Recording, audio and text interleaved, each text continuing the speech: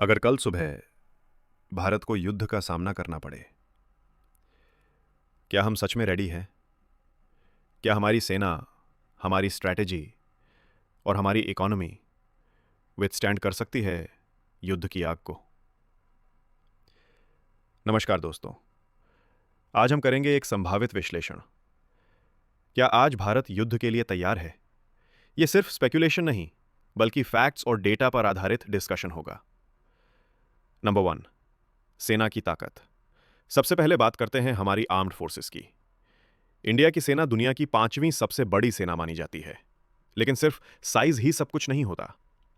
हमारे पास nuclear weapons, modern fighter jets और एडवांस्ड मिसाइल्स हैं।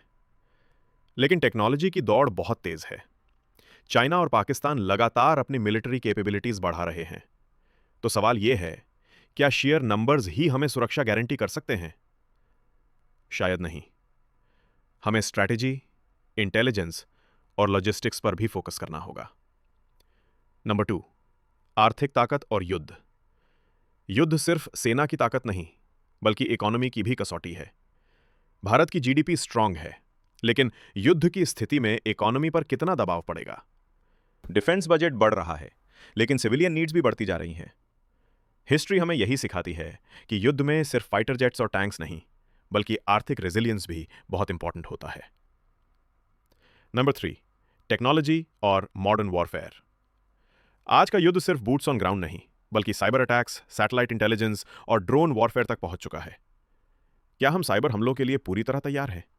क्या हमारी इंटेलिजेंस एजेंसियां रियल टाइम थ्रेट्स डिटेक्ट कर सकती हैं? अगर इन एस्पेक्ट्स में वीकनेस रह गई, तो नंबर्स और वेपन्स भी काम नहीं आएंगे।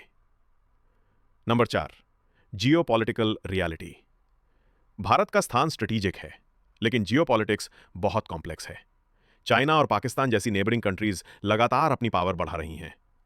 अंतर्राष्ट्रीय समर्थन और गठबंधनों भी युद्ध में महत्वपूर्ण भूमिका निभाते हैं। इसलिए सिर्फ सेना और हथियारों पर भरोसा करना पर्याप्त नहीं। हमें डिप्लोमेसी, इंटरनेशनल स्ट्रैटेजी और इंटेलिजेंस को भी बराबर मजबूत करना होगा। तो क्या आज भारत युद्ध के लिए तैयार है? Short answer, partial readiness. हम कई एरियाज में स्ट्रांग हैं, लेकिन मॉडर्न वॉरफेयर के सारे चैलेंजेस का सामना करने के लिए हमें और इन्वेस्टमेंट, टेक्नोलॉजी और स्ट्रैटेजी की जरूरत है। याद रखिए, प्रिपरेशन ही सबसे बड़ी सुरक्षा है, और यही चीज हमें आने वाले समय में मजबूत बनाएगी।